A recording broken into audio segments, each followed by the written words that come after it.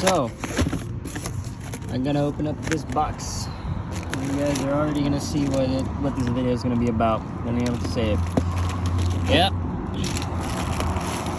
Since this car doesn't have any, and on the other car they never worked, and I was always too lazy to get new wiring for it, I just decided to get new fog lights for this car.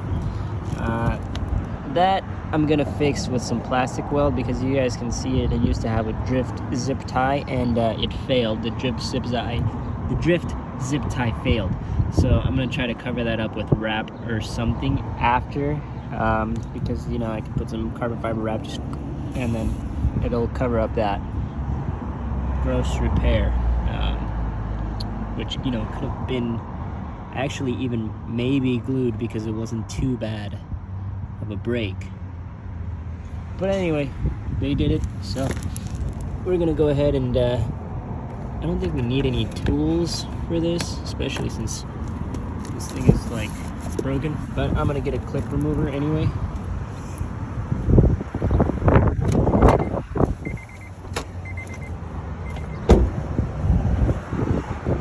Okay, so I get a screwdriver. These are my clips. I just need to get, oh, I have a mess in here. Okay, I think the screwdriver's fine. Just leave that halfway open because I have a bunch more tools in there. So I'm gonna go ahead and pop this guy out from whichever side it will decide to let go. I guess just yank on it. Okay, so yeah, the let go spot is from this side. This one was probably broken, so I'm not too surprised. So it'll let go from here, and once it lets go from here, we can go ahead and yank on it. And then these are for sale. Anybody want these, you know, fog light covers? I did have a car that, you know, didn't have them. So yeah, gonna go ahead and throw these guys in there. Silica gel. Silica gel is definitely something you need for fog lights. Alright, so this one is going to be on the passenger side. Doesn't really say, but it, you know, you can already kind of tell. So I need to find the hardware, damn it. Okay, so hardware first, then install. Okay. Here's the hardware in this little baggie. And we're gonna try our best to do this with one hand, but we no longer need to do this with one hand because I got something. Got a couple things in the mail, including this. It's a tripod, selfie stick, whatever the heck mix of things that I got here. Anyway, I'm gonna put you guys down for the first time ever. You guys can see me work with both of my hands. Yes, I do have two hands. There's a myth going around that I only have one hand, but that is a lie. I have two hands. Look at them. Okay. So now that I have my two hands ready to go, don't know what this is for. Looks like a special extension for only one of the sides, because there is no other thing like it. So, not entirely sure what that's for. Oh, it's probably a bracket for something else on top. Anyway, this just goes right about here. And then these screws go right here. And that's about it. So, I'm gonna plop it into place. And get that screwdriver.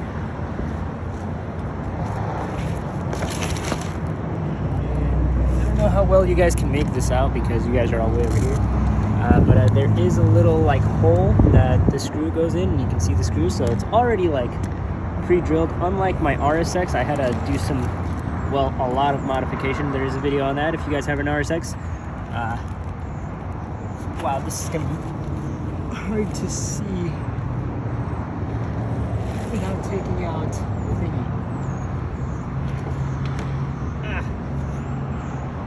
Okay, well, hold on. So, I don't think I was clear with this.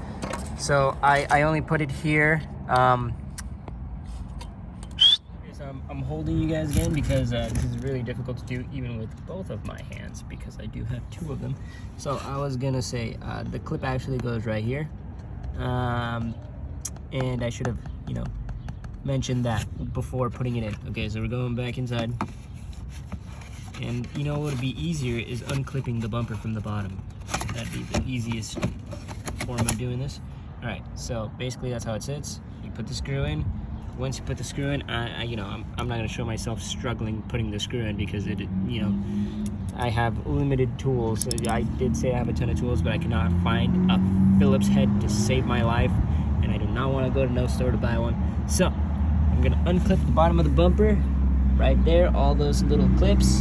That one's already like, peace out, I'm out, but you know, we're gonna put a bigger clip on there. So we're gonna unclip it, and then we're gonna be able to work with the wiring behind this. So once I get them screwed on, I'll continue with the wiring process of the fog lights, which, you know, it's a simple thing. I will be upgrading to LEDs, do not worry, that is in the works. So that's on there solid. This is annoying me. I might want to fix it in a separate video. Anyway, so yeah, I use this hole to get to screw it in, but you kind of want to put the screw in first so that you don't, unless you have a magnetic tip, but that's probably going to be your easiest way to do it. Anyway, I got one other one to do, then we can do the wire. Okay, but before continuing outside, I do want to come back inside. I unclipped this. You do want to do it from the back, or you're going to do what I did, unless you have a plastic clip tool, which I do have. I just too lazy to get, so I used a screwdriver and I gouged it, but you know, it is what it is. These pieces for my car just fall off, and they don't even hold on. So if your car has clips, you just unclip them. This is my camera wire, don't worry about that. I think this is one of the things that the fog light connects to right there. Hold on, where am I pointing? On the camera. Right here, this guy. If not, I believe it's this brown wire that it should be connecting to, and then there's another white one that I'm not entirely sure where that guy is gonna go, but we'll figure that out, I hope. If not, this is a terrible YouTube channel that you should not be watching. There's some taped off white cables over there, which I think is what we're gonna be messing with. At the same time, I don't think we're gonna be touching that at all, so don't listen to anything I say until I figure it out. But yeah, so I want to start the wiring from the front back so that we have enough wire.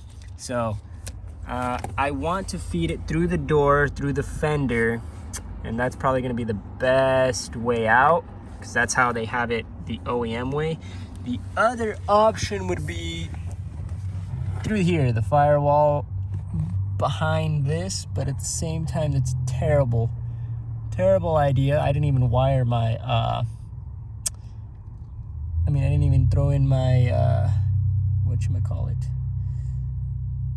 subwoofer cable through here, so we'll see whatever works. But yeah, I'm gonna be basically, okay, so I'm kind of doing this in like chunks, but the ground wire, wherever it went. So you want this guy right here to connect up there. You look directly from the fuse box directly up, and you see that is the ground. So you're gonna put the ground wire in there with this screw. Okay, so I didn't really film this, but I poked a hole through this firewall little piece, and I found out where that little red thing connected to. It connects behind the switch panel, so you have to take off this panel. And I am pretty sure that the fog light, the brown cable connects to that brown cable right there. But you guys can see the ground is connected. That little white cable over there is connected. And I'm just trying to find an extra brown wire, but I can't seem to find one. So, yeah. So we're just gonna continue with the feeding of this wire. So now that we got that wired up, we're just gonna have to find some power. we're gonna twist this. I already fed the other wire through, and we're just gonna tie it up and pull it through. Okay, so I'm sorry for not showing this. I connected the bottom ones. That's self-explanatory. I fed the wire through here because that's as far as this wire goes, believe it or not, which luckily, as you can see by my hands, this is how much I struggled. So yeah, fed the wire through, connected the negative cable on the exterior, and I think all we need is power to the button, and then we're good to go. But I'm gonna go get some food, so I'm just gonna toss everything aside. Yay. Okay, so that took a lot longer than I thought, but I was right about this one. So that's gonna be your constant power. You're gonna throw it in there. Make sure it's plugged in good, because if it gets unplugged, this thing turns off and then you don't have fog lights anymore. So what I did was I connected this to right there. That doesn't even have a fuse, which I believe is just power. So what I wanna do is turn it off. I do want to connect it to the wipers. Okay, so when I turn them off, it does instantly turn them off. And when I turn on the car, it does instantly turn it on. You guys can see on here, it's just blocked out, number 12. So I just hooked it up to there, to the thingy that has power. So I think we're good to go, boys. Just have to tidy everything up. And I'll show you guys the fog lights right now. Button, still hate it with a passion. Sticks out. But all set. And that is it. Keep up with the YouTube channel. Thank you guys for subscribing. I'll catch you guys next time.